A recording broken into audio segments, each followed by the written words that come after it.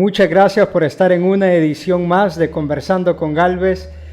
Me siento totalmente agradecido por todo el apoyo, por todo el recibimiento que se ha tenido en la historia de Joel Seoane. Muchísimas gracias por seguir esta increíble historia.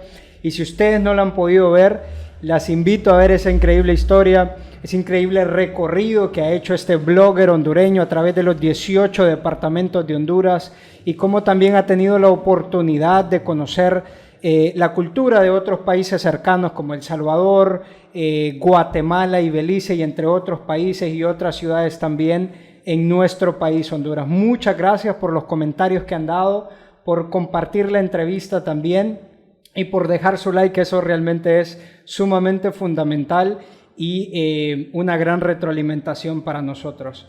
Pero el día de hoy no venimos a hablar nuevamente de viajes, sino de un tema que considero que se debería de tocar más a menudo, como lo es la salud mental.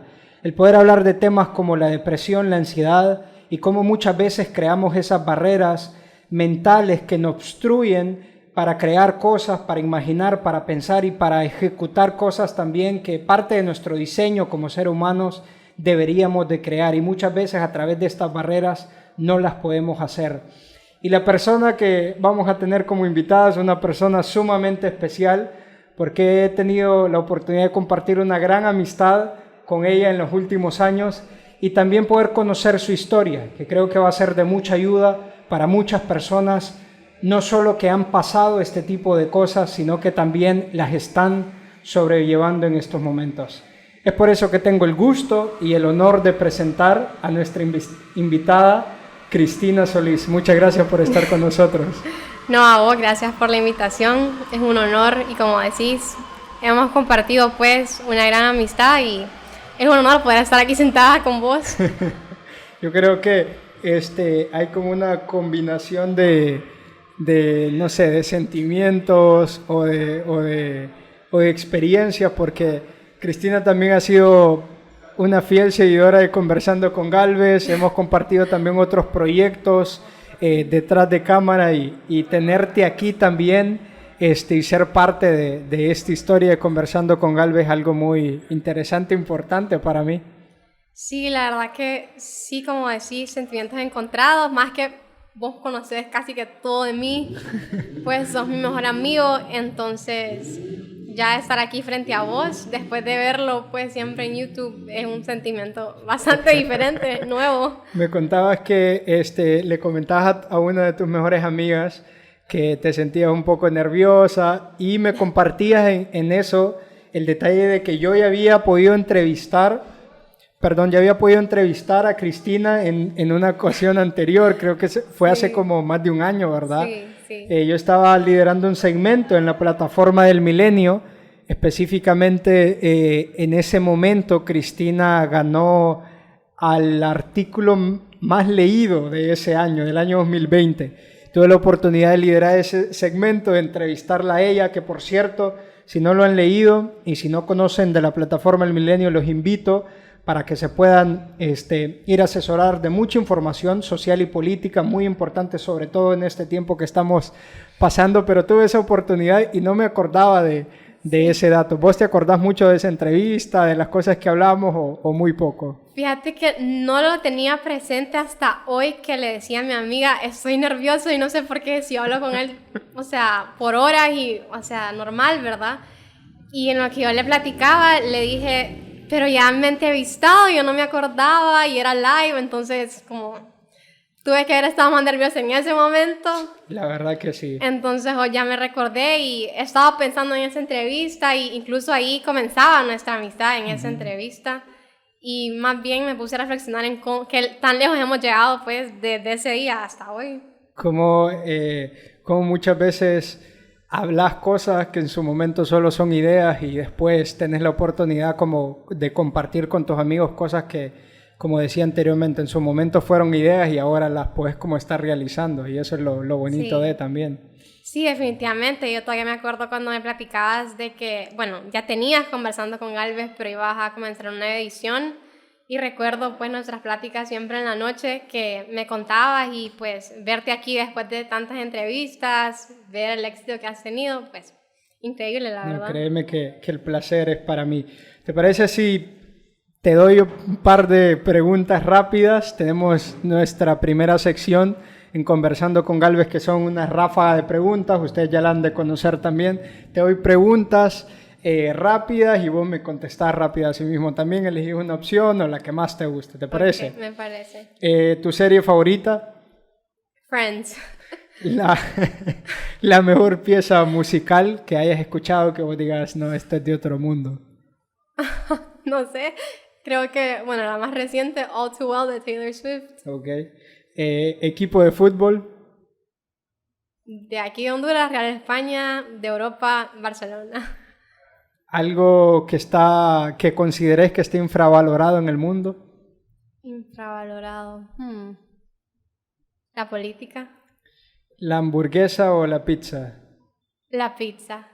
Algo que está sobrevalorado en el mundo. La fama. Famoso que en tu mundo no sería famoso.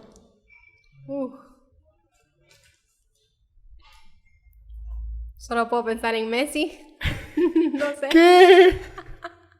Aquí vamos a cortar esta entrevista. Nos vemos en una próxima edición de Conversando con Galvez. No puedo creer que hayas elegido esa respuesta. ¿Tu playlist favorita? Creo que no tengo una en específico, solo la que yo he creado a partir de todas mis canciones. Por cierto, tu abuelo estaría muy, muy disgusto con esa respuesta de la pregunta anterior. ¡Qué barbaridad!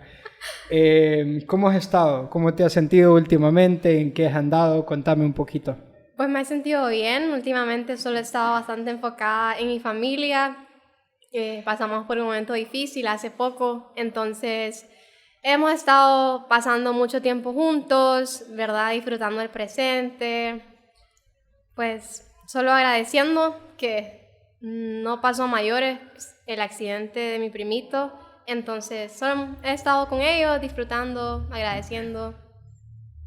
¿Qué crees que si estuviéramos como en un caso hipotético donde se acabó el mundo, se acabó el universo y tiene cada uno que irse a presentar totalmente como nuevo, ¿qué es lo que te gustaría describir de tu persona en esa presentación con otros también? ¿Cómo te gustaría que fueran como esas memorias frescas de toda tu vida y poder contarlas en ese momento?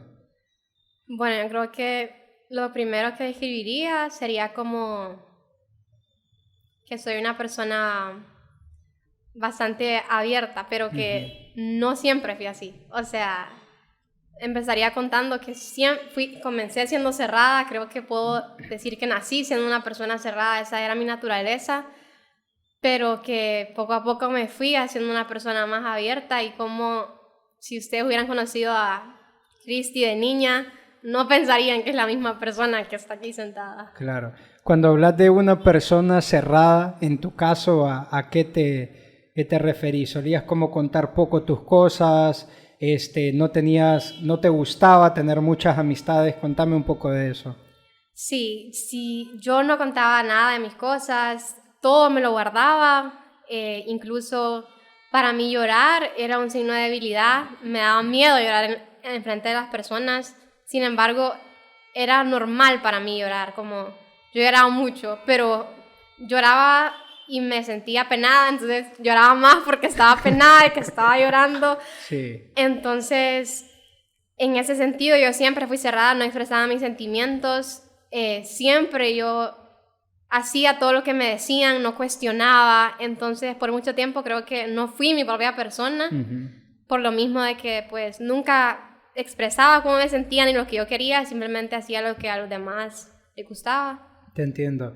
Hay muchos como cambios a nivel personal que uno los hace como a priori, ¿me entendés? A partir tal vez de una autocrítica que uno se ha hecho y dice, ok, estoy cometiendo como tal error o pasando este difícil momento, me tengo que dar una pausa y tengo que cambiar algo. Y muchas veces suceden cosas totalmente orgánicas que van siendo partes también de nuestro cambio de personalidad. ¿Vos crees que esa como ruptura de pasar de una persona cerrada a una persona un poco más abierta sucedió de manera orgánica a partir de esos cambios en tu personalidad o fue como algo que sí lo viste venir y dijiste, no, yo necesito como cambiar estos aspectos?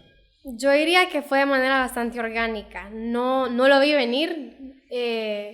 Creo que la ansiedad me obligó a hacerlo de cierta manera, pero se dieron muchas cosas en mi vida, con mis amistades, y eso hizo que yo empezara a darme cuenta que tal vez no estaba siendo la persona que yo quería ser y eso era infeliz. Y el hecho de que tenía ansiedad y ser cerrada tampoco me ayudaba, entonces la ansiedad me dijo, si no te abrís, te morís. Entonces fue como me sentí obligada hasta cierto punto en decir, no, tengo que hablarlo porque si no, no puedo vivir conmigo mismo. Sí. Hablándonos un poquito de tu ansiedad, inició, me imagino, siendo como algo que tal vez inconscientemente empezaste a identificar que padecías de ciertos aspectos que a vos se te hacían incómodo, o desde un principio fue como diagnosticado médicamente.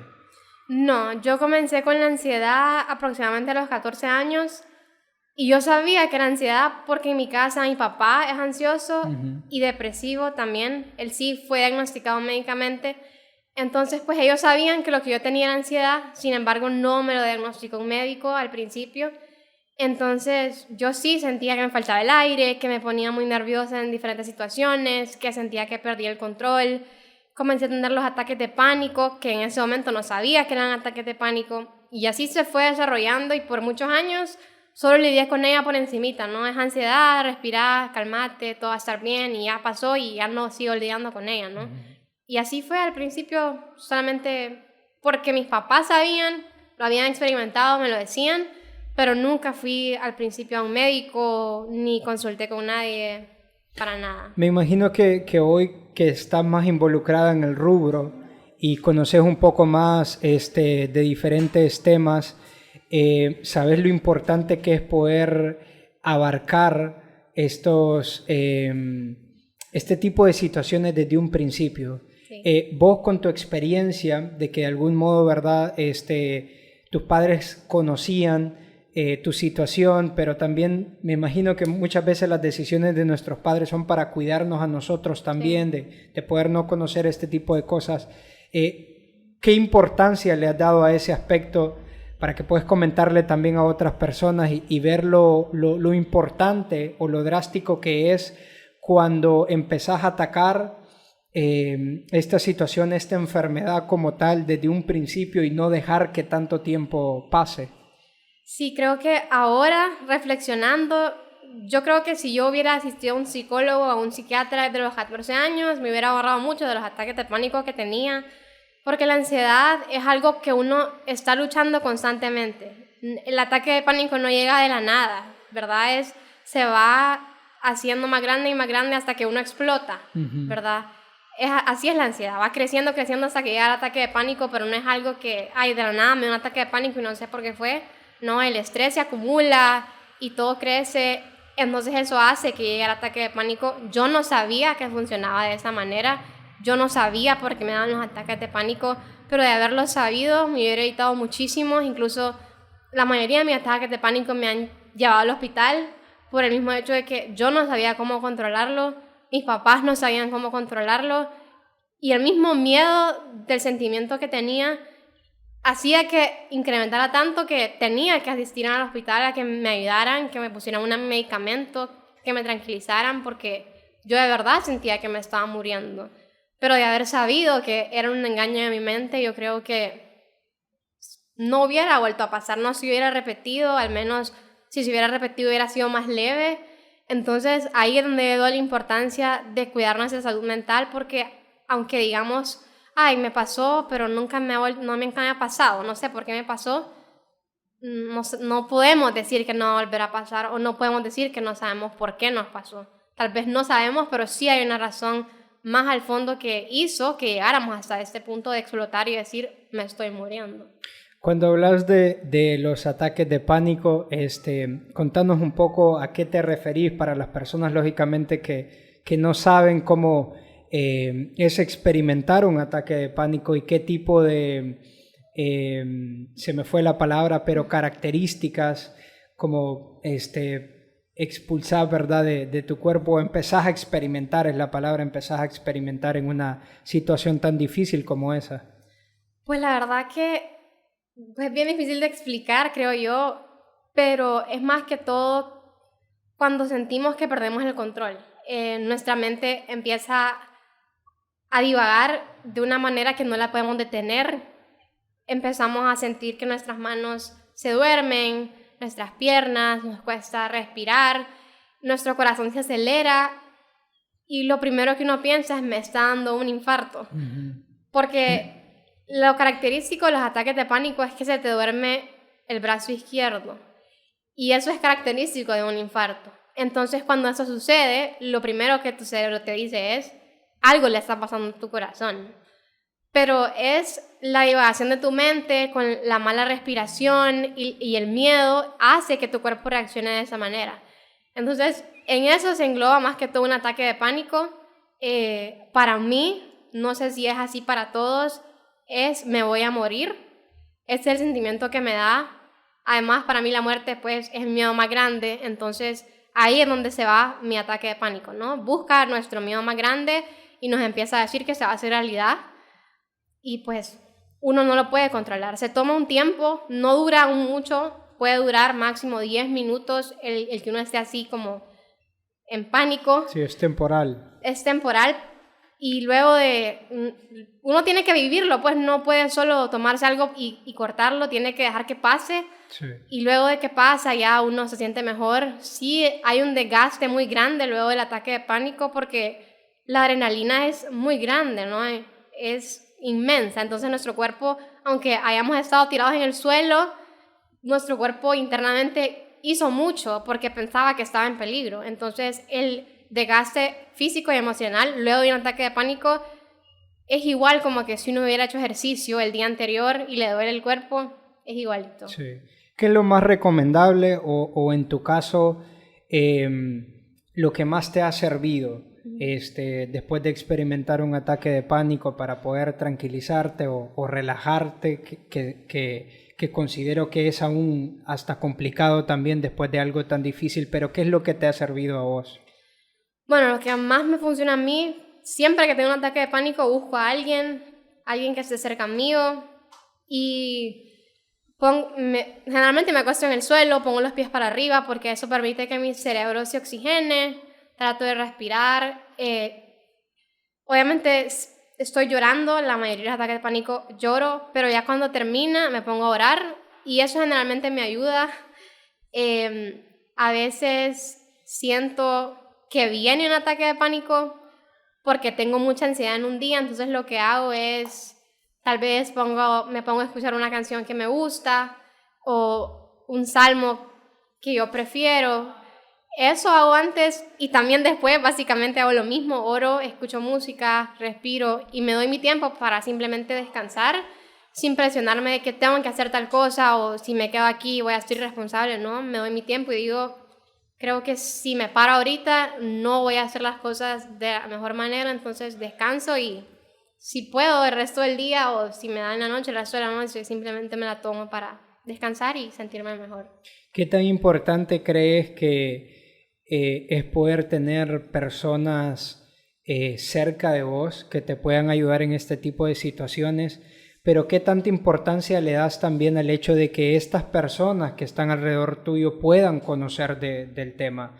Porque hemos podido nosotros leer y conocer miles de casos de muchos jóvenes que lastimosamente atraviesan este tipo de experiencias bastante difíciles y en su entorno lastimosamente tampoco no tienen a las personas correctas, ¿me entendés?, que les puedan ayudar en estas circunstancias difíciles. Es más, empiezan a tener como una guerra con ellos y a decirles, ¿me entendés?, que solo están como haciendo que su mente, perdón, les está ganando, que no están haciendo lo suficientemente fuertes, que a veces es solo un capricho de muchos jóvenes o que realmente es una cuestión que no pueden controlar un pensamiento cuando en realidad hay algo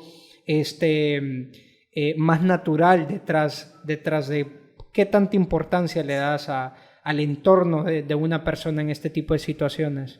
Yo creo que es una de las cosas más importantes. Generalmente la ansiedad no solo es por factores internos, pero los factores externos juegan un papel muy grande si una persona vive en un ambiente donde hay muchas peleas o hay mucha tensión.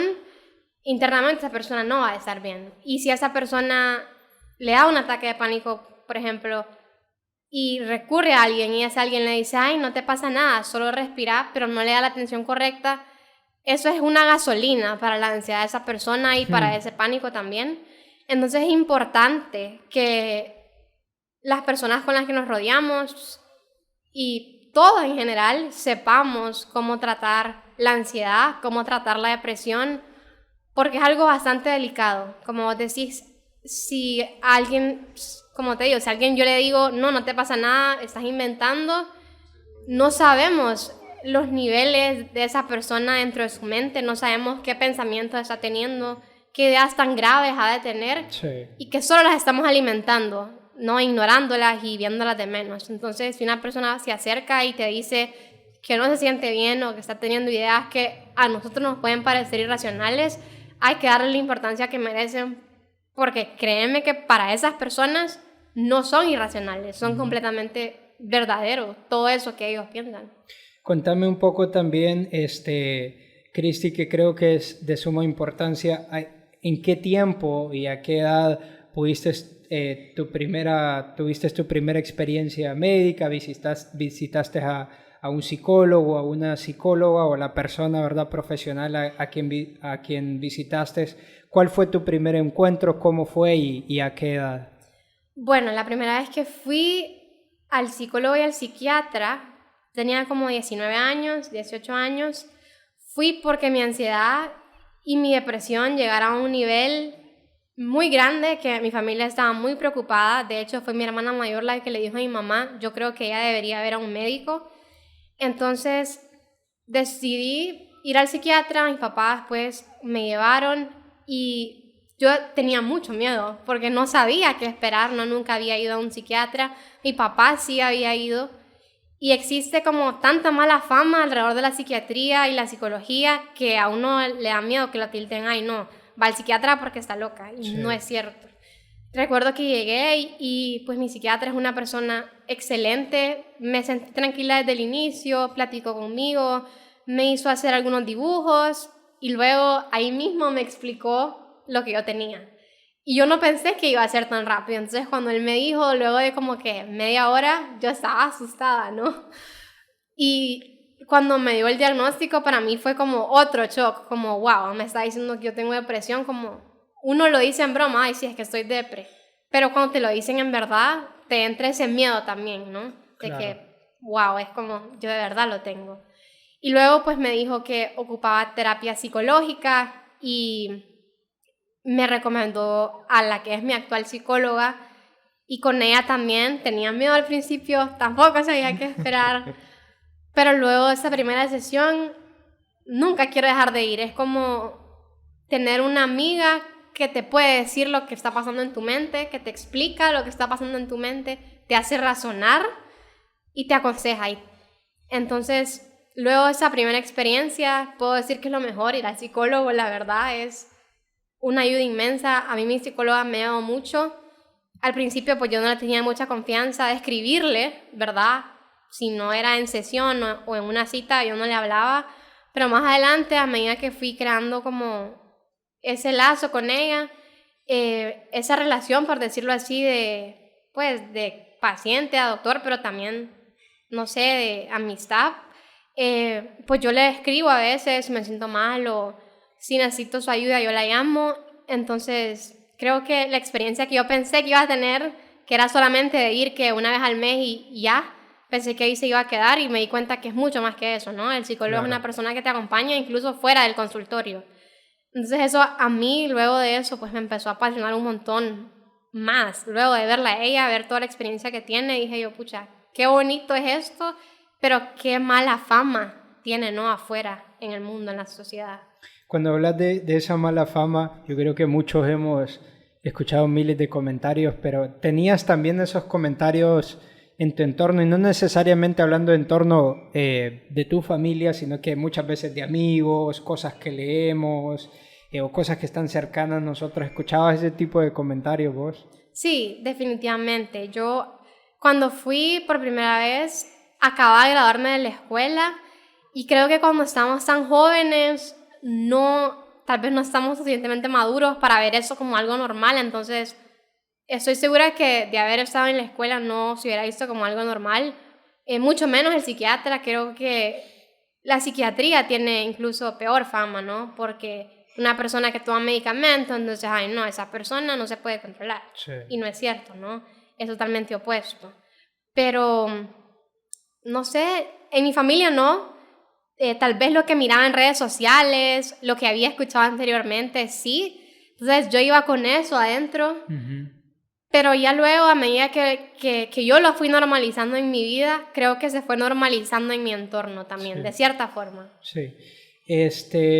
¿Todo eso fue antes o después de la situación que tuviste, donde sucedió después tu trauma, la experiencia del robo familiar en el que tuviste en ese lugar público? ¿Fue antes o después de esta experiencia que tuviste? Todo Fue el tema después. de la ansiedad y de los ataques de pánico. Fue después, fue mucho Fue después. después. ¿A Sí. qué edad fue la experiencia? No sé si nos querés compartir un poco acerca de eso, porque me llama mucho la atención, porque es la raíz.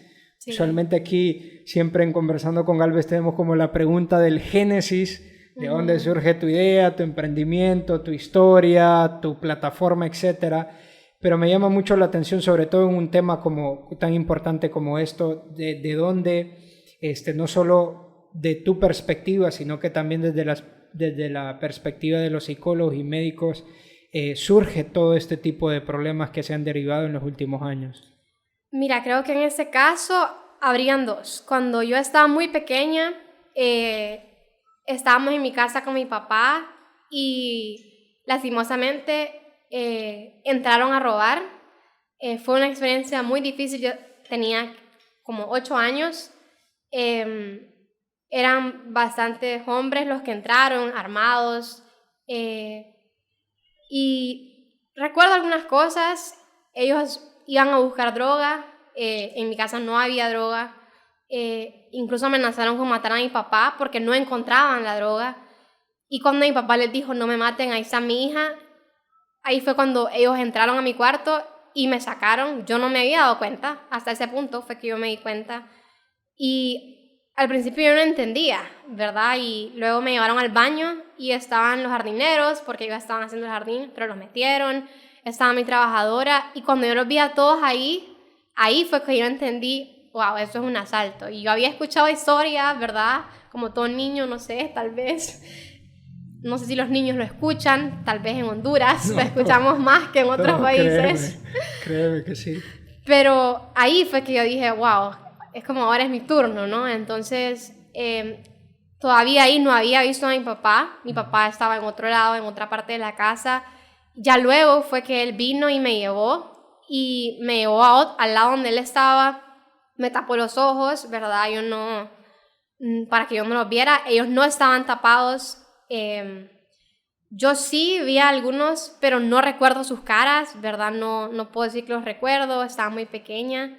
Luego, recuerdo que nos sentaron en el baño, en el segundo año de la casa, y mi papá vio que nos estaban apuntando con la pistola, entonces él inmediatamente me dio la vuelta para que yo no estuviera viendo, y yo no me recordaba de esto, pero cuando él me lo contó hace poco, me dio como pesar, ¿no? Recordar a esa niña viviendo eso. Y él me dijo que yo le preguntaba, papi, ¿quiénes son ellos? ¿Qué quieren? Sí. ¿Por qué están haciendo relajo en mi casa? Entonces, cuando él contó eso, recuerdo que entré a mi cuarto y lloré porque dije, qué difícil haber sido para esa niña tener que vivir, ¿no? Esa experiencia, estar tan confundida. Pero luego de eso, pues ellos ya se fueron.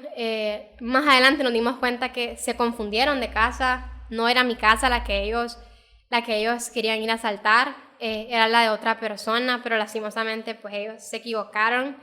Y es a partir de ese asalto donde nace para mí el estrés postraumático, que fue uno de los diagnósticos que me dio el psiquiatra.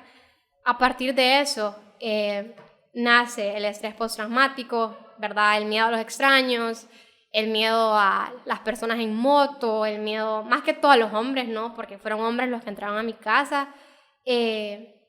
Todo eso nace a partir de ahí.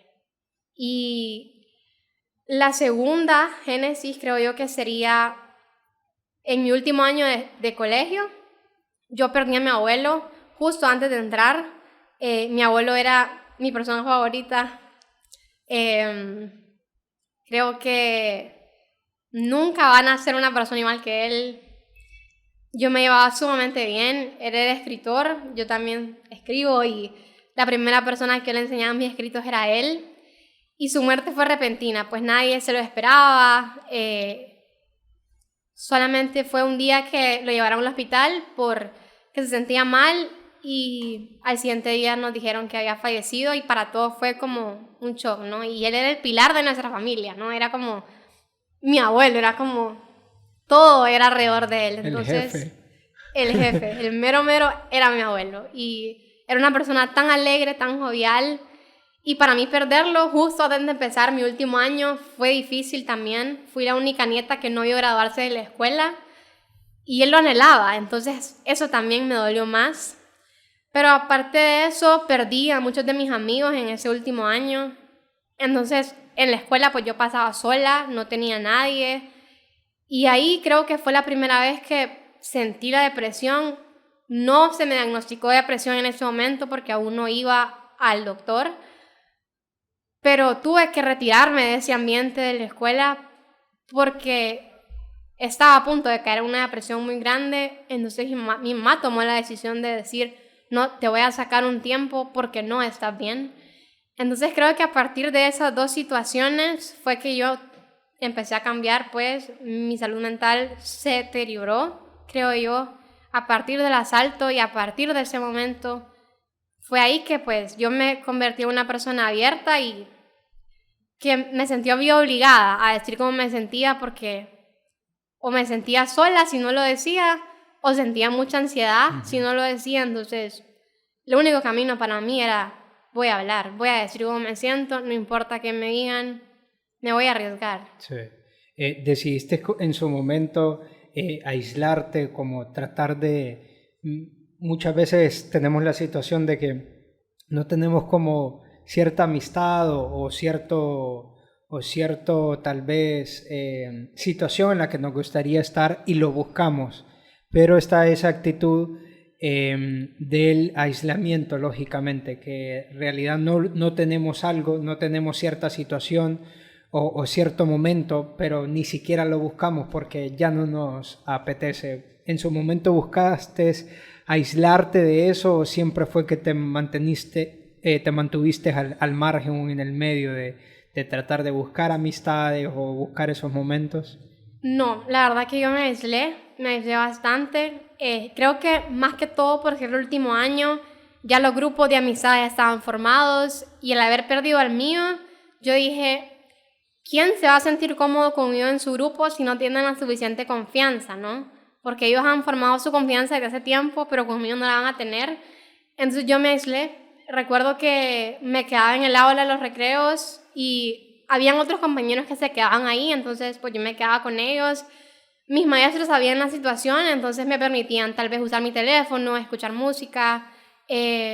Una de mis mejores maestras, con la que todavía hablo de vez en cuando, a veces me permitía almorzar con ella, platicar con ella. Recuerdo que había estudio bíblico los jueves, entonces para mí los miércoles que almorzaba con mi maestra y los jueves eran los mejores días porque sabía que no iba a estar sola, pero de ahí no busqué entrar a otro grupo o a otras amistades.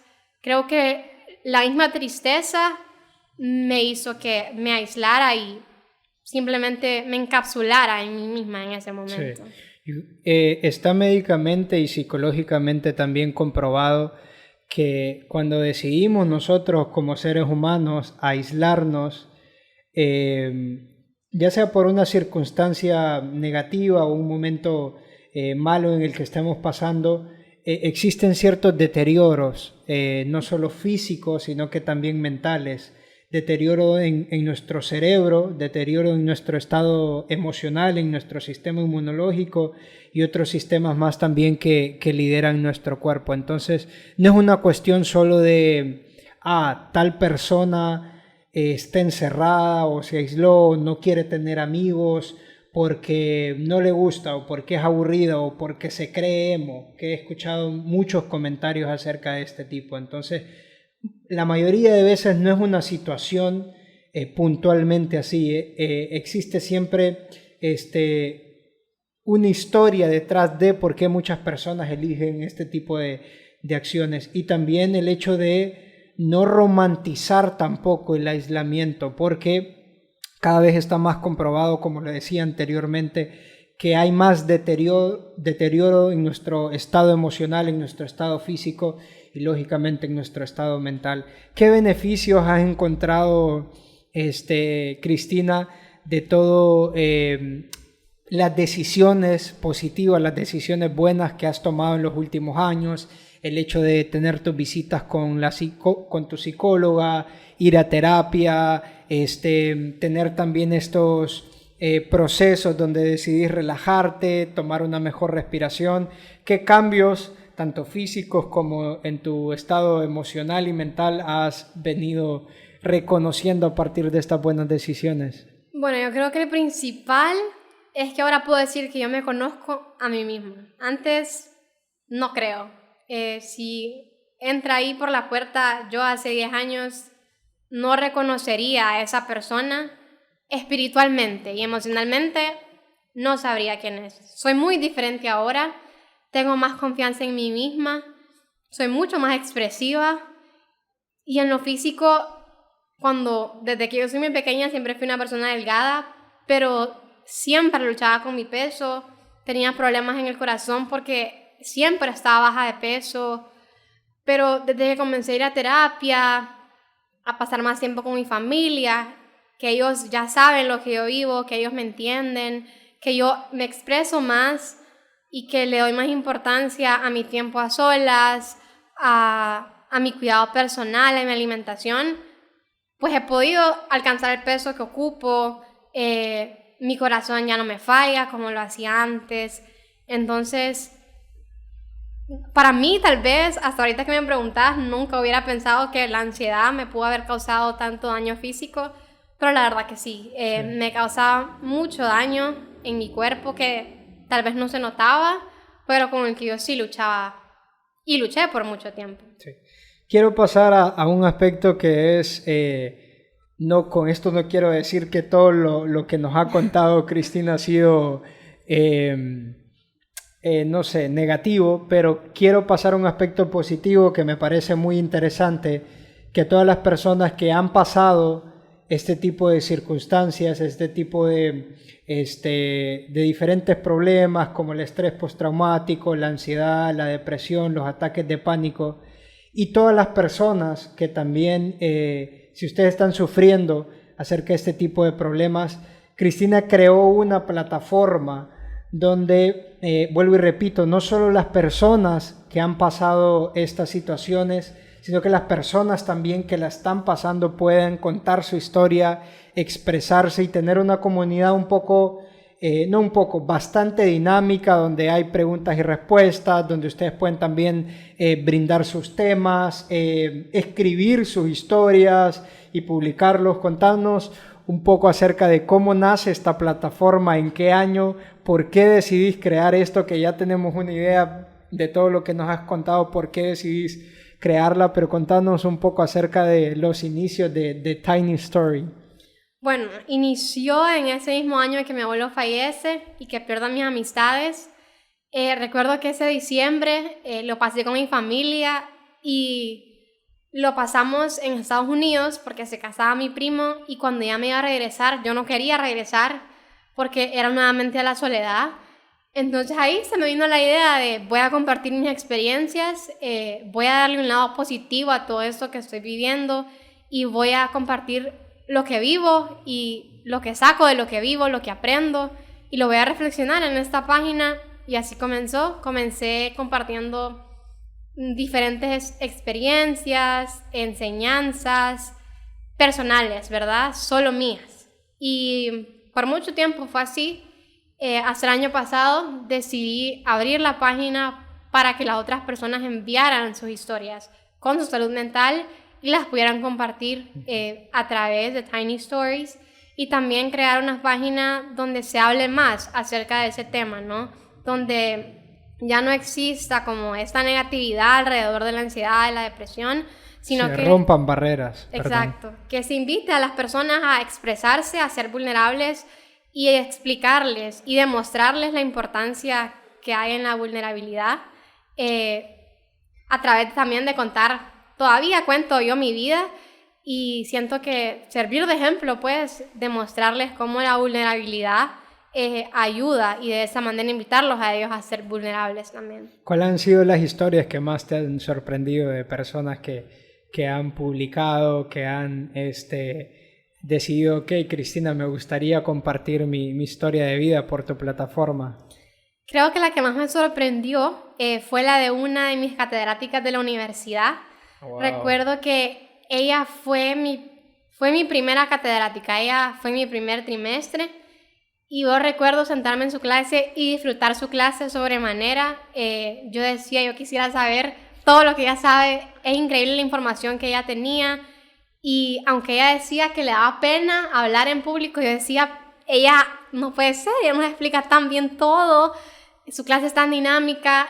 Y al tiempo, cuando ella me escribió para mandarme su historia, yo dije, wow, es increíble cómo solo vemos un poquito de la gente. Nunca vamos a terminar de conocer a alguien. Entonces, a mí me sorprendió mucho, creo que incluso, no sé, siento que ahora la conozco a otro nivel, ¿no? Porque conozco otro aspecto de su vida y la admiro más, ¿verdad? Ahora la admiro más, siento que me relaciono más con ella. Entonces, creo que esa es la historia que más me sorprendió. Nunca esperé que ella fuera una persona de decir, voy a compartir mi historia, por lo mismo de que ella nos decía que le daba pena. Entonces, cuando ella me escribe y me dice que quería compartir su historia, dije, wow, como qué honor para mí poder compartir la historia de alguien que yo admiro tanto, ¿verdad? Entonces, para mí fue muy bonita experiencia con ella. Cualquier persona que guste puede compartir su historia. Contame un poco acerca de cómo funciona. Sí, si uno va a la página, hay un link que es como una encuesta. Entonces, en esa encuesta, las personas pueden compartir ya su historia, ¿verdad? No tiene que ser tan larga. Les hago ciertas preguntas como cómo se describirían ellos, cómo describirían ellos su camino con la salud mental. Pueden hacerla de manera anónima si no desean que se diga su nombre o que se ponga su perfil. Ellos pueden solamente poner anónimo, su edad y compartir su historia y yo con todo gusto la subo a la plataforma. Y si ellos la quieren publicar pues con su nombre, yo les pido ahí que me pongan pues su perfil para luego pedirles una fotografía para poder subir con su historia. Sí. ¿Cómo te podemos encontrar por redes sociales? Bueno, es Tiny Stories by Christy.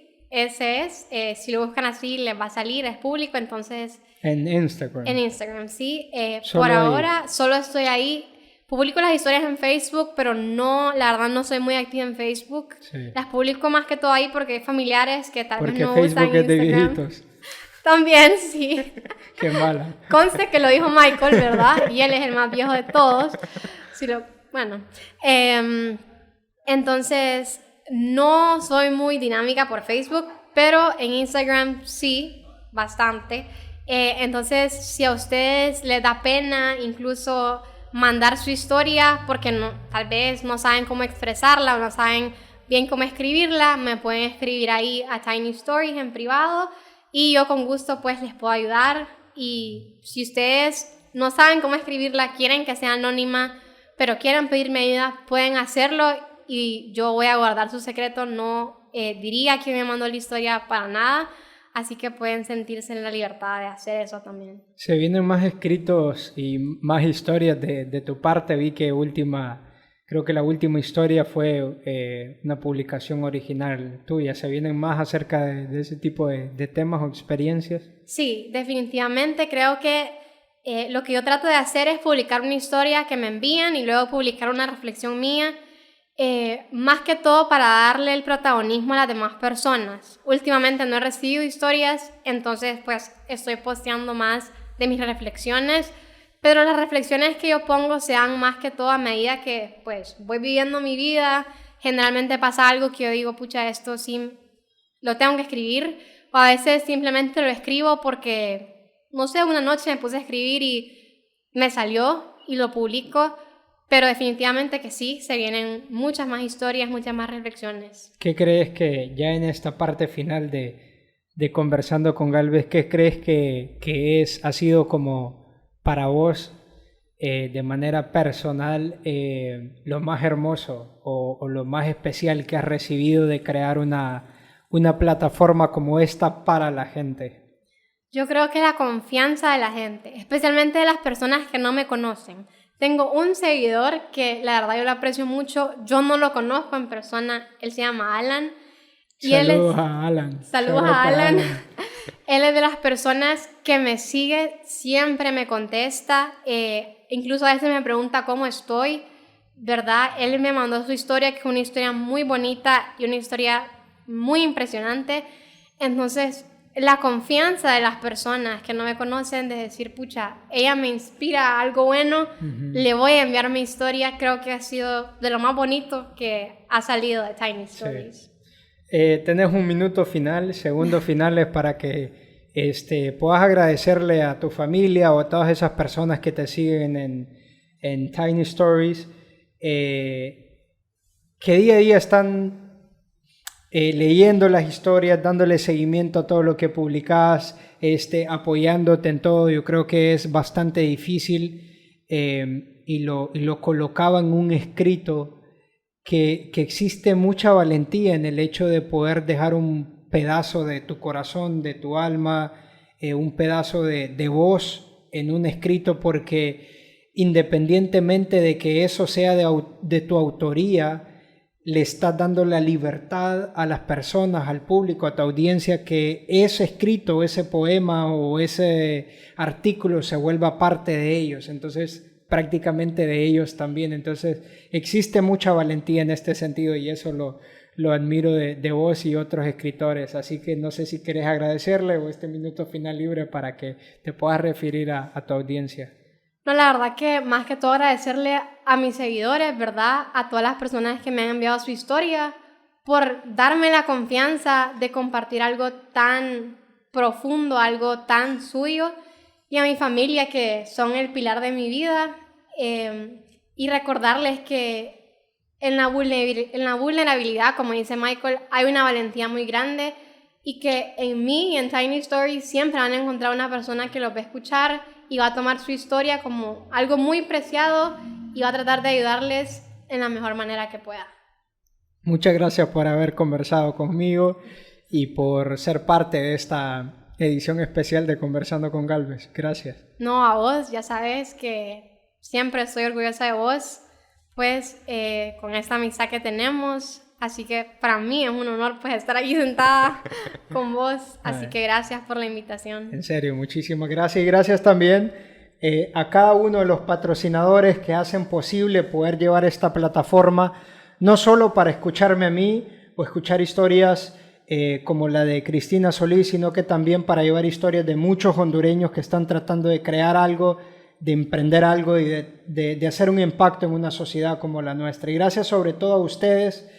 Me parece fantástico que personas edición a edición están con nosotros, personas como Rodrigo Guardiola, personas como Clarisa, personas como Alejandra, como Iris Mejía, personas como, se me van los nombres ahorita, quería mencionar algunos porque me dejan sus comentarios, siempre están comentando las historias, siempre están siguiendo edición a edición. Celino también Aguilar, gracias por seguir cada una de las ediciones. A Jorge Medrano, a Brian Mejía, a Johnny Lagos, muchísimas gracias por todo el apoyo, a Roberto Rivera y a cada una de las personas, a producción sobre todo. Elías, Benjamín, Darwin está con nosotros siempre en ese trabajo detrás de cámara y que hacen esto posible, poder llevar estas historias a ustedes y que ustedes por ahí puedan tener un tiempo donde no solo como en las noticias escuchemos cosas negativas o sociales o políticas, sino que un poco también de lo que estamos haciendo muchos hondureños o estamos intentando hacer muchos hondureños. Así que muchas gracias por estar en una edición más de Conversando con Galvez. Nos vemos a la próxima.